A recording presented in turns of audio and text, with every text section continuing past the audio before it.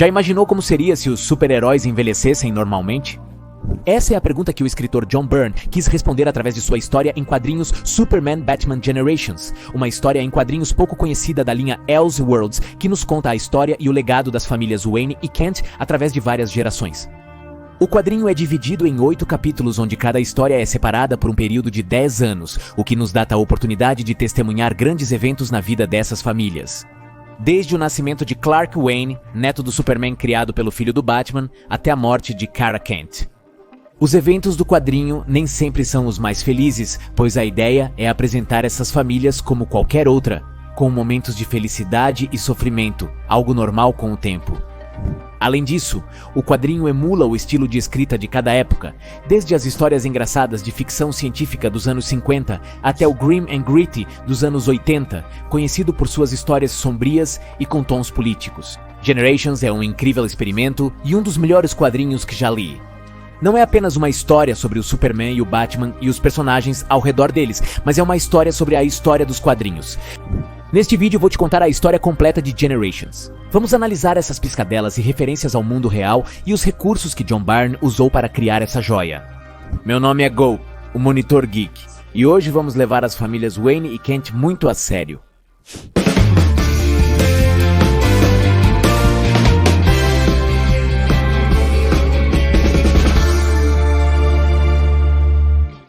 A ideia deste quadrinho nasceu de um personagem da Marvel, o Capitão América. Bem, tecnicamente de um crossover entre Batman e Capitão América.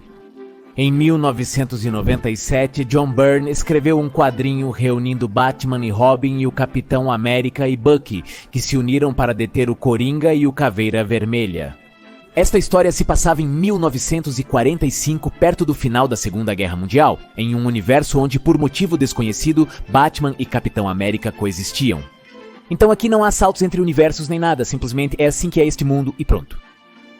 Como em toda a história clássica de super-heróis, Batman e o Capitão vencem seus adversários, mas este quadrinho traz detalhes interessantes. Um deles é que o Coringa no início não sabia que estava se aliando a um nazista, e ao descobrir, diz ao Caveira Vermelha: "Talvez eu seja um criminoso lunático, mas sou um criminoso lunático americano." Afastem-se, garotos, este fenômeno é meu. Outro detalhe curioso é que no fim desta história, o próprio Batman encontra o Capitão América congelado após 20 anos. No entanto, este Batman já não é Bruce Wayne, mas sim Dick Grayson, e Robin é um novo personagem chamado Bruce Wayne Jr., e no último painel podemos ver Steve Rogers, Dick Grayson, Bruce Wayne e seu filho Bruce Wayne Jr. No mesmo quadrinho, John Byrne agradece ao escritor Roger Stern por lhe dar a ideia deste final, e neste último painel vemos 3 gerações de Batman, o que se tornou a ideia por trás de Generations. Um dos pontos centrais deste quadrinho, então, é nos mostrar o que aconteceria se a passagem do tempo funcionasse da mesma maneira nos quadrinhos que na vida real e como este conceito poderia afetar esses personagens. Você conhece a linha do tempo flutuante? O tempo nos quadrinhos funciona de forma diferente. Os anos passam, mas os super-heróis permanecem eternamente jovens. Eles parecem viver em um presente contínuo infinito que adapta as histórias à época atual, usando um conceito chamado linha do tempo flutuante. O mundo em que vivem muda, mas os personagens permanecem estáticos. Outros meios, além dos quadrinhos, também usam a linha do tempo flutuante. Há muitos exemplos disso na ficção, mas um claro está em Os Simpsons, desenho no ar há mais de 30 anos, onde vemos a Maggie como um bebê eterno, enquanto Springfield passa de assistir TV com antena para usar celulares e dispositivos modernos em episódios recentes. A ideia central deste conceito é permitir que os personagens vivam em um mundo permanentemente atual, sem sofrer os estragos do tempo. Supera os cremes de ácido hialurônico que sua mãe usa. Não são os mesmos cremes que você usa? O outro ponto central deste quadrinho é retratar cada época de acordo com o estilo de escrita que era utilizado naqueles anos. É por isso que alguns capítulos se sentem tão diferentes de outros. Por fim, é importante considerar que a história possui diversos erros de continuidade propositais.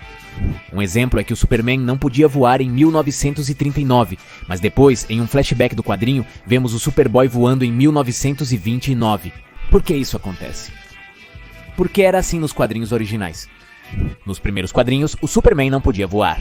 De 1938, mas anos depois, quando o quadrinho do Superboy foi lançado, ele já tinha todos os seus poderes. A ideia, então, era que experimentássemos a continuidade da mesma maneira que os leitores naqueles anos faziam. Um conceito que acho muito interessante. Enfim, agora que temos contexto de como está escrito, vamos direto para a história do quadrinho. O primeiro exemplar inicia em 1939, Superman e Batman se encontram pela primeira vez na Feira Mundial de Metrópolis. Bruce Wayne, um jovem playboy milionário, pousa seu avião no meio da feira quando surge um robô gigante para destruí-la. Felizmente, o Superman neutraliza rapidamente o robô e o incidente é atribuído a uma falha no mesmo. Porém, o Batman não crê nisso e decide investigar. Neste fragmento da história, ele era chamado de O Batman, pois era assim que o chamavam naqueles anos. O quadrinho revela que o vilão por trás do ataque era Ultra Humanite, que tem um misterioso capanga de pele vermelha chamado 50. Logo depois, enquanto o Homem-Morcego busca pistas na feira, ele encontra Lois Lane e Clark Kent, que também suspeitam de algo estranho no caso. Lois encontra uma pista, mas o Batman atira de suas mãos, irritando Clark Kent, que se prepara para atacar o Cavaleiro da Noite, porém é derrubado com um golpe na nuca. Clark não se feriu, mas fingiu estar machucado para não levantar suspeitas. Ainda assim, é muito difícil enganar o melhor detetive do mundo. Batman sai suspeitando que Clark Kent é mais do que apenas um repórter. Continue fingindo, Kent, mas eu vou te manter na mira. Você caiu muito fácil, mas acertar seu pescoço foi como acertar uma viga de aço. Lois Lane e Bruce Wayne são emboscados por capangas de Ultra Humanite, mas escapam com a ajuda de Dick Grayson. Depois, Batman e Superman se unem para interrogar um suspeito que revela o esconderijo de Ultra Humanite. O vilão, apesar de sua grande inteligência, não consegue enfrentar dois heróis juntos e tenta escapar em uma nave, mas é detido pelo Superman, que faz a nave explodir com Ultra dentro. Ok, há muitas coisas interessantes nesta primeira edição. Primeiramente, Superman e Batman usam os trajes daquela época. Não só isso, mas o Superman é apresentado com esses olhos puxados, como se sempre tivesse os olhos fechados, como aparecia em seus primeiros quadrinhos. Outro aspecto interessante é que os heróis enfrentam o Ultra Humanoide, o primeiro supervilão que o Superman confrontou. Ele foi o Lex Luthor original, um vilão careca com super inteligência, mas que depois perdeu espaço quando Lex Luthor se tornou popular. Por fim, há a moralidade dessas histórias. Aqui vemos como Batman joga sem remorsos um ladrão de um lugar muito alto. Claro que este é salvo pelo Superman, mas naquelas épocas o Batman realmente chegou a matar alguns criminosos. Isso também acontecia com o Superman, que no início também não tinha essa regra de não matar, e é por isso que o vemos neste quadrinho destruindo o foguete do Ultra Humanoide com ele dentro. Minha referência favorita é que a história se passa na Feira Mundial de Metrópolis. Por quê? A primeira vez que Superman e Batman dividiram uma capa foi neste quadrinho da Feira Mundial de Nova York. Neste exemplar, Lex Luthor e Coringa sequestram Lois Lane, grávida do primeiro filho do Superman, para atrair o Homem de Aço a uma armadilha com Kryptonita. Como esperado, Batman e Robin ajudam o Superman com essa situação, mas algo interessante é que este caso é apresentado como o último de Robin, já que Dick Grayson está prestes a ir para a universidade estudar direito, ou seja, em poucos quadros, nos é dito que muitas coisas mudaram nesses últimos 10 anos. Superman e Batman são amigos, têm trajes novos, Dick Grayson cresceu, o comissário Gordon se aposentou e Superman e Lois estão casados. Superman, Batman e Robin derrotam os vilões e salvam Lois Lane, trocando trajes para que Batman chegue perto de Lois sem temer a Kryptonita.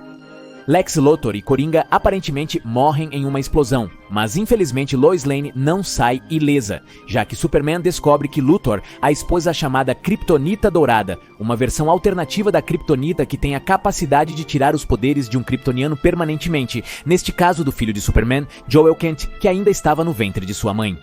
A HQ termina com Superman e Lois decidindo ocultar do filho que seu pai é o Superman e a esposa de Bruce Wayne anunciando sua gravidez. Curiosamente, a HQ nunca revela quem é a esposa de Bruce Wayne. Apenas sabemos por fragmentos da história que não é Selina Kyle nem Talia al Ghul. Outro ponto a esclarecer é que nos quadrinhos, Superman e Lois acreditam que crescer sem poderes será um fardo para seu filho Joel, por isso escondem dele que seu pai é o Superman, o que trará grandes repercussões futuras. 10 anos depois, em 1959, vemos Superman e Batman em uma aventura com um tom mais cômico, onde eles têm que enfrentar Batmite e Mr. Mxyzptlk, que fizeram uma aposta para ver qual dos dois heróis era o mais forte, então Batmite decidiu atacar Superman e Mr. Mxyzptlk a Batman. Digo isso pois me dediquei a pronunciar corretamente Mr. Mxyzptlk. Considere se inscrever no meu canal. Eu digo. O centro desta história deriva diretamente dos quadrinhos da Era de Prata, onde Superman e Batman viviam aventuras muito cômicas. mas também nos conta partes do longo arco narrativo deste quadrinho, a história e o legado das famílias Wayne e Kent. Neste exemplar, é nos dito que Clark e Lois já têm uma segunda filha chamada Kara, que começa a desenvolver superpoderes e tem que usar uma gema que imita a radiação de um sol vermelho para levar uma vida normal. Observamos também que Bruce Jr., BJ, está ansioso para se tornar o novo Robin, enquanto Dick Grayson retorna à cidade gótica após anos, com a intenção de assumir o manto do morcego, já que Bruce Wayne está envelhecendo. Este exemplar finaliza com Superman e Batman enganando e derrotando seus inimigos, enquanto Lex Luthor se aproxima de Joel Kent para revelar-lhe um segredo. 10 anos depois, em 1969, as coisas começam a ficar mais sombrias e políticas para as famílias. Este quadrinho começa com o presidente Nixon pedindo à nova Liga da Justiça que vá ao Vietnã para acabar com a guerra. No entanto, a Liga se opõe, pois nas palavras do Superman, isso não é tão fácil, esta não é a Segunda Guerra Mundial. Os vilões não estão tão claramente definidos. Após sair do Salão Oval, o novo Batman, Dick Grayson, questiona Clark sobre informações a respeito de seu filho Joel, que está em combate na guerra. Clark diz não ter notícias dele há 2 semanas e que não pode procurá-lo, pois prometeu não interferir em sua carreira militar. Lex Luthor contou a Joel a verdade sobre os poderes de seu pai. Obviamente, ele não disse que foi ele quem tirou seus poderes e começa a manipulá-lo. Por isso, começamos a ver em jogo esse ressentimento que Joel tem pelo Superman. Logo, os quadrinhos mostram que o batalhão de Joel ainda vive, mas o retratam como um personagem violento que sempre busca provar algo a si mesmo, mesmo que precise agredir mulheres e idosos para isso.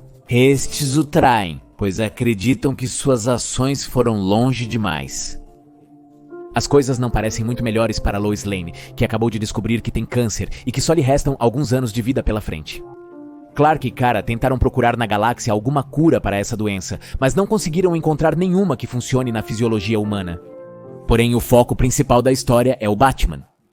Dick Grayson e Bruce Wayne Jr., os novos Batman e Robin, investigam um novo criminoso, o Joker Jr., que parece ter as habilidades do antigo Joker, que está preso e nega conhecer ou ter relação com este novo vilão. As pistas indicam que o Joker Jr. roubará diamantes de um prédio, então Batman decide investigar enquanto Robin interroga novamente o antigo Joker. No entanto, para sua surpresa, Joker não está em sua cela, e a única coisa que Robin descobre é um passagem que Joker tem usado para entrar e sair de sua cela à vontade, por isso deduz que Batman está em sérios problemas. Em suma, Joker Jr. nunca existiu, sempre foi o Joker original, que passou anos armando essa cilada. Ao chegar para investigar o prédio, Batman cai em um corredor com lâminas impregnadas de químicos que cortam seu traje e o desorientam. Batman e Joker lutam pela última vez, mas o Cavaleiro das Trevas não é rival para o príncipe palhaço do crime neste estado. Quando Robin chega, percebe que seu amigo e mentor está morto e Joker se entrega facilmente às autoridades dizendo "Sou o homem que matou o Batman". No entanto, Bruce Wayne Jr. decide manter viva a ideia de que só existiu um Batman e diz às autoridades que Joker não matou o Batman, mas que realmente matou o Robin. O quadrinho termina com o funeral de Dick Grayson e com Clark e Lewis recebendo a notícia de que seu filho Joel havia morrido no Vietnã. No entanto, são quadrinhos e nos é dito que Joel realmente não morreu e foi salvo por Lex Luthor. A próxima edição, de 1979, anuncia que Bruce Wayne, Batman e Kara Kent, Supergirl, estão prestes a se casar. As famílias Wayne e Kent enfrentaram tempos difíceis na última década, mas veem este casamento como o começo de uma nova fase para todos. Lois Lane ainda está viva, pois seu médico manteve o câncer em remissão. Apesar de sua saúde frágil, está ansiosa para ver sua filha se casar. Clark, por outro lado, precisa se maquiar para parecer mais velho, pois agora é o editor do jornal O Planeta, mas ainda é o Superman. Kent e Bruce Wayne Jr. agora são uma grande equipe capazes de derrotar vilões como Brainiac facilmente. Tudo parece bem para as famílias, apesar de Bruce Wayne ter partido em uma missão para descobrir o esconderijo secreto de Ra's al Ghul. O destino de Ra's al Ghul e Bruce será revelado mais adiante. Bruce e Kara estavam prontos para se casar, unindo finalmente as duas maiores famílias de super-heróis. Clark e Lois estavam orgulhosos de sua filha, e o ambiente era de felicidade e esperança. No entanto, uma figura misteriosa chegou e atacou Clark com um raio intenso de kryptonita, deixando-o incapacitado para o processo. Kara e Bruce Jr. perseguiram o misterioso vilão no processo. Kara e Bruce Jr. foram atrás do misterioso vilão e assumiram que se tratava do ex-Luthor, mas não perceberam que Clark, Lois e seu médico, aquele que estava tratando dele para o câncer, ficaram presos dentro de um campo de força. O médico acabou sendo realmente o ex-Luthor, que matou Lois Lane sem que Clark pudesse fazer algo para salvá-la e disse ao Homem de Aço que hoje ele veria toda a sua família morrer. Kara, por sua vez, enfrentou o misterioso vilão apenas para perceber que era seu irmão perdido Joel, que agora tinha poderes e estava do lado do ex-Luthor. Após uma feroz batalha, Supergirl caiu nas mãos de seu irmão e seu corpo foi encontrado por Bruce Jr. Superman, por sua vez, se recuperou dos efeitos da Kryptonita e rastreou Luthor e Joel, que também morreu devido à fórmula que lhe deu poderes, cumprindo assim a promessa que Luthor fez a Clark, que veria toda a sua família morrer naquele dia. No final do quadrinho, Superman e Batman encontram o filho de Joel, que também não tem poderes. Batman decide criá-lo como seu filho. Nas suas palavras, nós dois perdemos tudo neste dia, tudo o que importa. No entanto, neste garoto talvez nos tenha sido dado algo, uma segunda chance. Neste menino talvez possamos construir a verdadeira união de nossas famílias e ter fé em um amanhã melhor. Nunca vi o Superman sofrer tanto quanto neste quadrinho? Pode parecer exagero, mas lembre-se que Byron queria nos mostrar como funcionava cada época dos quadrinhos. Foi nessa época que os super-heróis começaram a sofrer mais perdas. Outro ponto interessante é que este capítulo se chama O Crepúsculo dos Deuses, o mesmo nome da história nunca publicada, de Alan Moore, a qual também tratava sobre a união entre duas das maiores famílias da DC Comics. Tenho um vídeo completo em que narro a história, deixo-o aqui para você. No exemplar seguinte, de 1989, o Superman finalmente encontra o Luthor após uma busca de 10 anos. Luthor captura o Superman e tira seus poderes usando Kryptonita dourada. O Homem de Aço escapa, matando Luthor acidentalmente, mas percebe que o verdadeiro vilão por trás de seu sofrimento era Ultra Humanite, não Luthor. Uma das características mais marcantes do Ultra Humanite é sua habilidade de transferir seu cérebro para outros corpos. Por isso nos é dito que Ultra transferiu seu cérebro para o corpo do ex-Luthor quando ambos explodiram o foguete em 1939.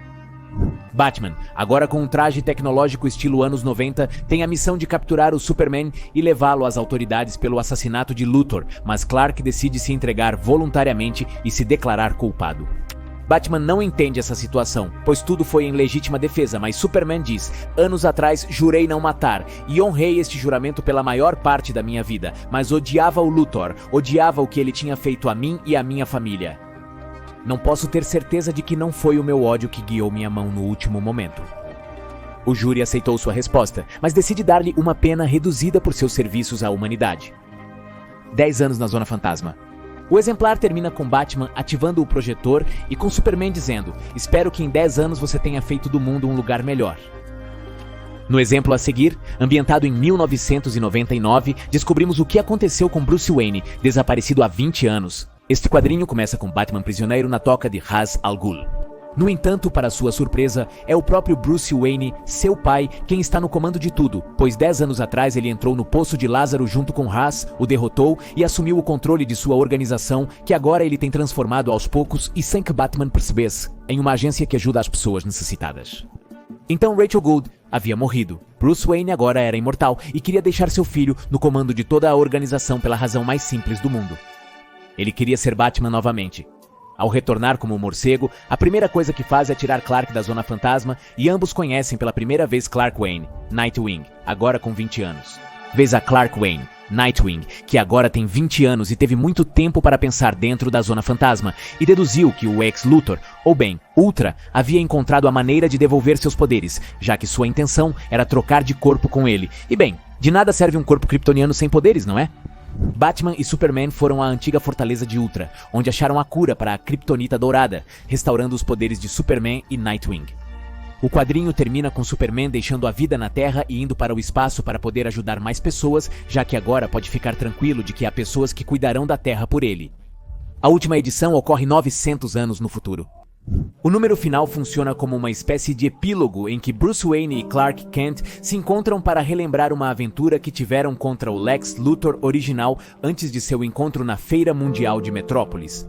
Superman e Batman, envelhecendo lentamente, decidem explorar a galáxia juntos para defender aqueles incapazes de se protegerem sozinhos.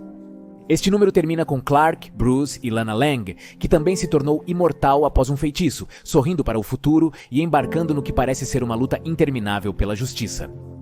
No entanto, anos mais tarde, John Byrne revisitou essas histórias através das sequências intituladas Gerações 2 e 3, onde nos são contados alguns eventos que ocorreram durante esses lapsos de tempo que não foram cobertos pelo quadrinho original, como aquela história em que Dick Grayson retorna como um fantasma para se vingar do Coringa, e uma das minhas favoritas, onde nos é dito que os pais de Bruce Wayne sabiam que iriam morrer naquele beco e decidiram fazê-lo porque sabiam que seu filho eventualmente se tornaria Batman.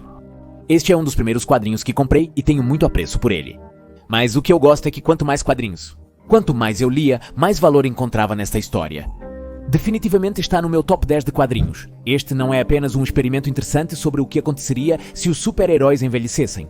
O que eu mais gosto é que é uma história que fala sobre a história dos super-heróis, e faz isso de tal maneira que utiliza dois de seus personagens mais icônicos para nos mostrar como o meio dos quadrinhos foi evoluindo e como sua narrativa foi mudando. Superman e Batman são meus personagens favoritos, então quis começar 2023 falando sobre eles. Se também curte, deixo esses outros vídeos sobre o assunto. Por hoje é só, Sogó. Continue vendo além do óbvio. Obrigado.